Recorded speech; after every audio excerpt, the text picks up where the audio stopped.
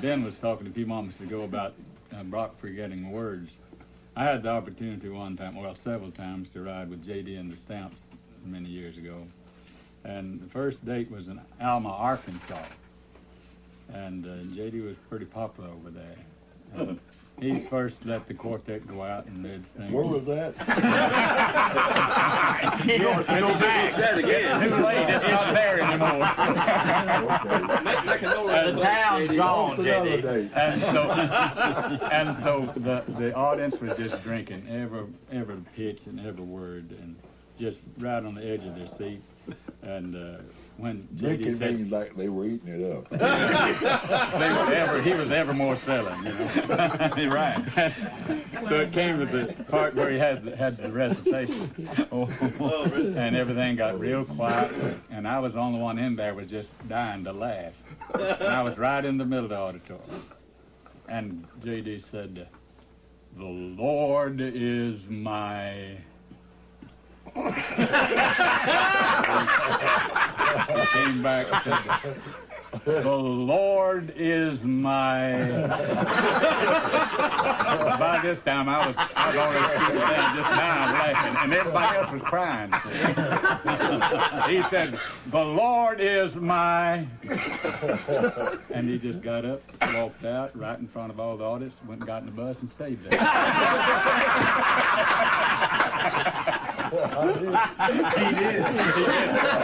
not come back to the evening. While we were on JD,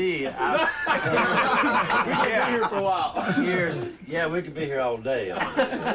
Said nobody in the world like J.D. Sumner, everybody knows it. But years ago in Dayton, Ohio, this is many years ago, I don't know why, J.D. came off stage and I met him in the hall. We was going on or had been on something. I said, J.D., I've been telling people all over the country that there ain't nobody I hadn't rather hear sing than you.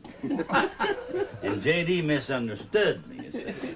So big old tears come in his eyes. And he laid his arm around my shoulder and he said, "Appreciate it, buddy."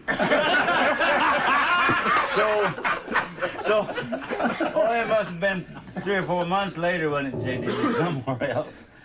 And I met J.D. again. I said, "J.D., I'm still telling people all across the country that there ain't nobody I hadn't rather hear sing than you." And J.D. said, "Wait just a minute." Run that by me.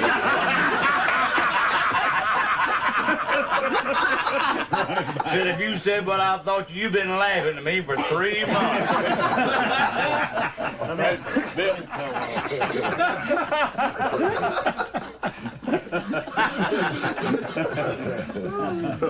Speaking of JD. Go ahead, Wendy. The only time I always go around bragging about I never had a headache, toothache, earache, stomachache, nothing, but I got down one time bad. Something happened to me, and they had me in the hospital in Atlanta. And you know JD's bad to lie. Well, this is one of JD's lie.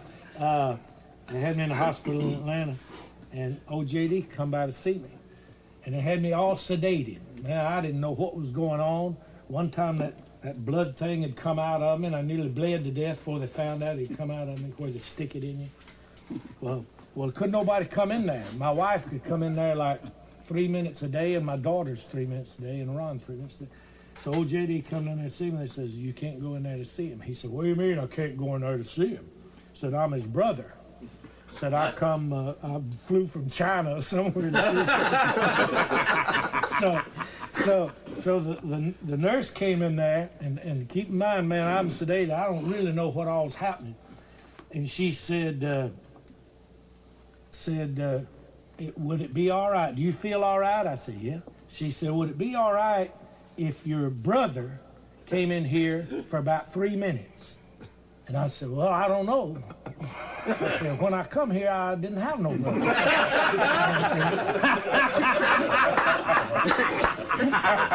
About that time, old JD walked in by and said, "Brother!"